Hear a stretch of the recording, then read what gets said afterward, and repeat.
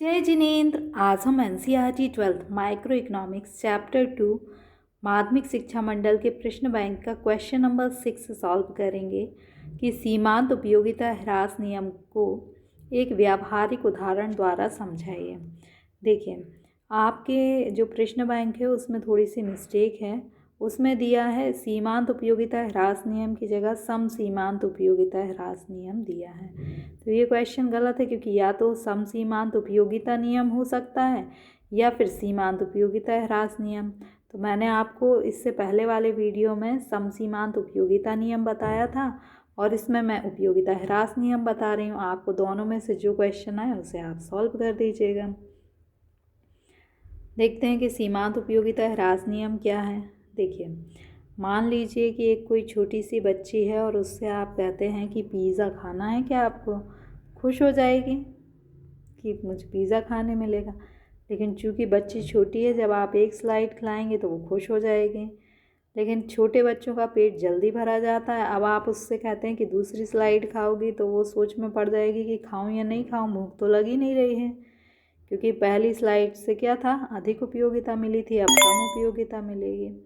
अब क्या होता है कि आप दूसरी खिलाने के बाद उसको तीसरी स्लाइस भी ऑफ़र करते हैं खाने के लिए। तो अब उसे गुस्सा आएगा, क्योंकि अब उसे कोई उपयोगिता प्राप्त नहीं होगी, उसका पेट पूरा भरा गया। अब तीसरी खिलाने के बाद जब आप उसको चौथी खिलाते हैं तो वो रोने लगेगी, क्योंकि उसे पता है कि इसको खाने से क्या होगा, मेरी तबीयत खराब हो जाएगी।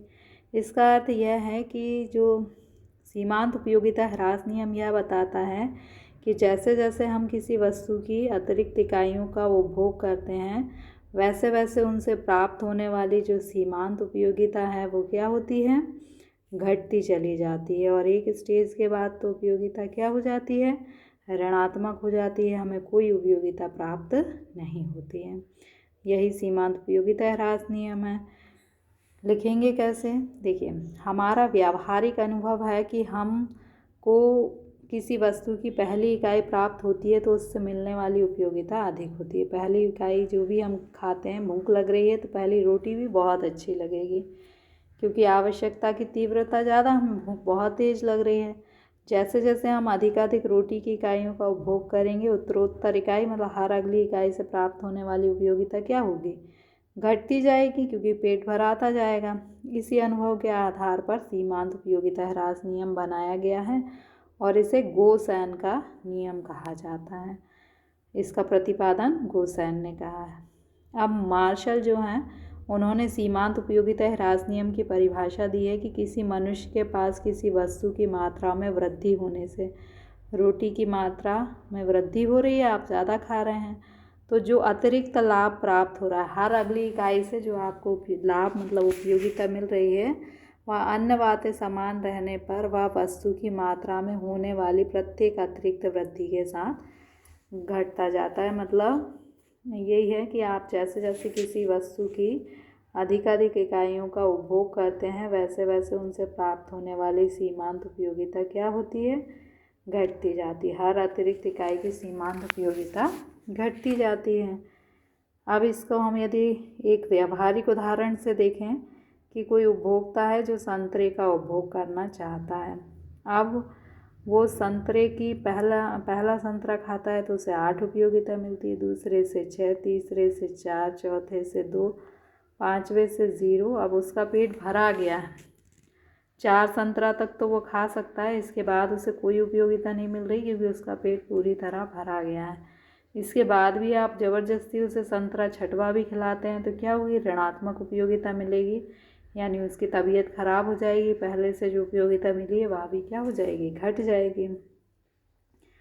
तो पहले से चौथे तक तो उसे क्या मिली, उपयोगिता घटती गई।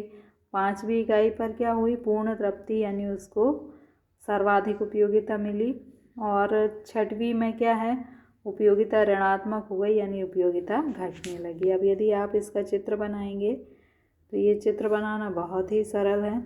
ये x है, ये y है, एक आपको इसके ऊपर की संख्याएं धनात्मक होती हैं जो 0 एक्सेस है, और इसके नीचे की संख्याएं ऋणात्मक होती हैं। यहाँ पर आप MU यानी मार्जिनल एक बार और बना देती हूँ मैं, जिससे आपको अच्छे से समझ में आए। ये आप एक इसके नीचे लाइन खींच देंगे।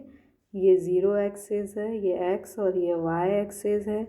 यहाँ पर आपकी MU मार्जिनल यूटिलिटी आ जाएगी और ये सीमांत उपयोगिता घटते घटते 0 हो गई और इसके बाद फिर क्या हो गई, ऋणात्मक हो गई उपयोगिता। तो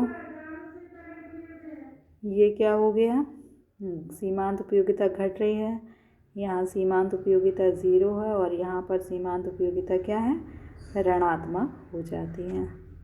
यही इसमें बताया गया है कि सीमांत उपयोगिता क्या होती है, घटती जाती है। पहले सीमांत उपयोगिता घट रही है, फिर पूर्ण तृप्ति हो जाती है 0 पर और इसके बाद ऋणात्मक हो जाती है। तो क्वेश्चन में आपसे पूछा गया था, इन शॉर्ट यदि हम देखें कि सीमांत उपयोगिता ह्रास नियम का व्यावहारिक उदाहरण बताइए, तो आप व्यावहारिक उदाहरण संतरे का बताते हैं कि जैसे जैसे हम संतरे की अधिकाधिक इकाइयों का उपभोग करते हैं तो पहले तो उपयोगिता क्या होती है, घटती है। इसके बाद क्या होती है, उपयोगिता 0 हो जाती है और उसके बाद ऋणात्मक। पहले उपयोगिता घटती है, फिर 0 हो जाती है और फिर ऋणात्मक हो जाती है। तो उपयोगिता ह्रास नियम क्या बताता है, जैसे जैसे हम किसी वस्तु की अधिकाधिक इकाइयों का उपभोग करते हैं वैसे वैसे उनसे प्राप्त होने वाली सीमांत उपयोगिता क्या होती है, घटती जाती है। So thank you.